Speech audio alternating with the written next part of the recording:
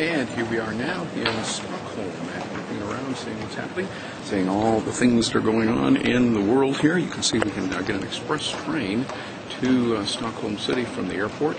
It's about a 20-minute ride, they tell me, but you will take that train from here. We're out in the middle of nowhere in this airport. Apparently we're at the Arlanda airport here.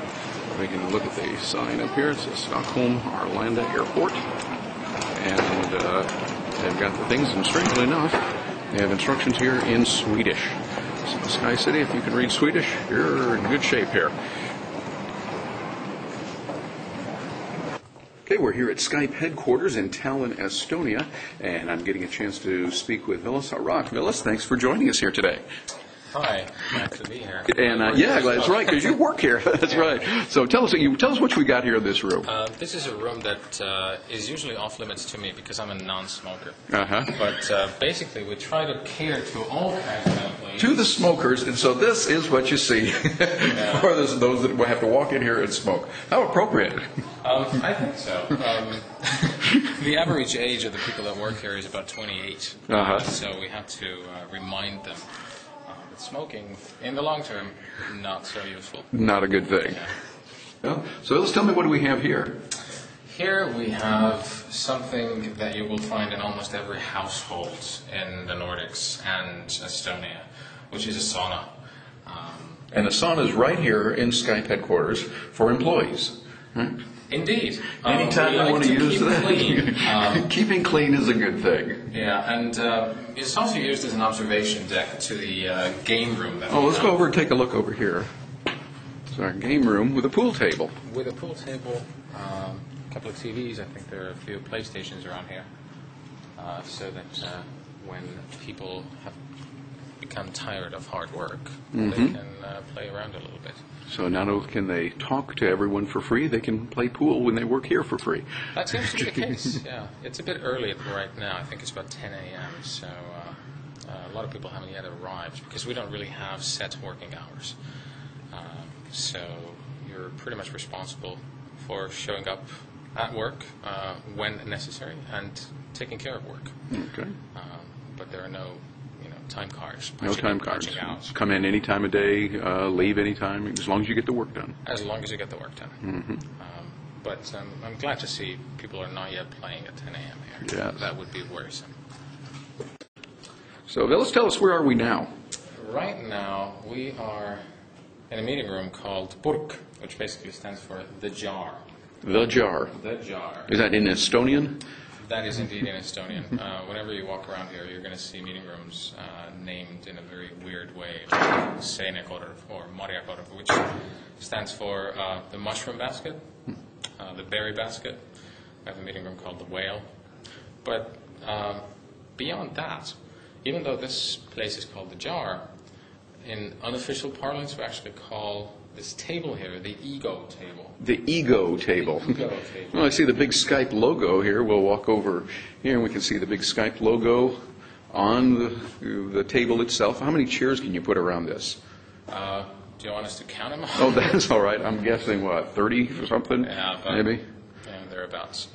And what is this right here that we see? This is a marker. A marker, but yes, right high-tech stuff. Basically, you have your internet connection. Your internet connection, and okay. Power ports. And power ports, okay. So we try to be modest and not really take us too seriously as a company. But this is the one place where we said, screw it. We are modest, but let there be one place where there is a huge, unpractical logo on the table. I like it. And this is the place we're seeing it. And what do you call this again in Estonian? Ecolaud, which would be an ego table. Okay. Not an eco table, but an ego table. An ego table. All right. Vilas, you were telling me a little bit about a company that's using Skype now in some innovative ways in Prague. Tell us a little bit about that. We have a firm, an architectural company that has designed one of our offices. And they have their own offices in a number of cities across Europe. And what they do is they use Skype to have their regular team meetings, which doesn't maybe sound so revolutionary And that's because it really isn't. People are still doing the same thing they've always been doing, which is having conversations with each other. So, yes, Skype is a technology, but no, the focus should not be really on the technology, but at deleting distance and maintaining relationships. If you have offices in different locations, people perhaps see each other 1 or 2 times a year, it's really crucial for them to feel that they're part of the same organization, they're doing the same thing, and video calls or cheap or free Skype calls definitely help them do that. Yeah, so by using the technology, you're able to increase those relationships with people. In particular, I think the video has helped with that. Have you seen that also and heard that from other Skype users? We have.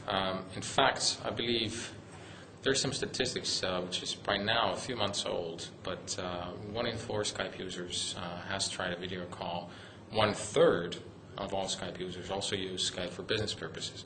So we definitely see a business benefit there, and businesses quite obviously see that as well. So, I can list a number of companies that are doing the same thing.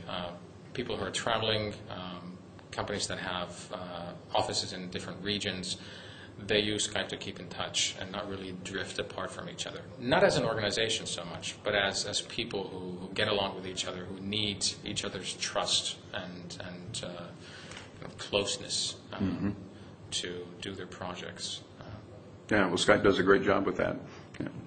I mean, we ourselves try not to use email that much. We're really trying to cut down. And by we, I mean me and a few other people that I talk to most of the time. But Skype for us is a true tool. And when we talked about phone calls right now, or Skype conversations, we usually think of video and voice. But I would say that probably in most cases where we use Skype in-house is actually multi-chat. So if there's a project, it might last just 2 hours. It might last 2 years. There are some chats that have been going on for 3.5 years right now. So you have a number of people joining in, and there's a thread of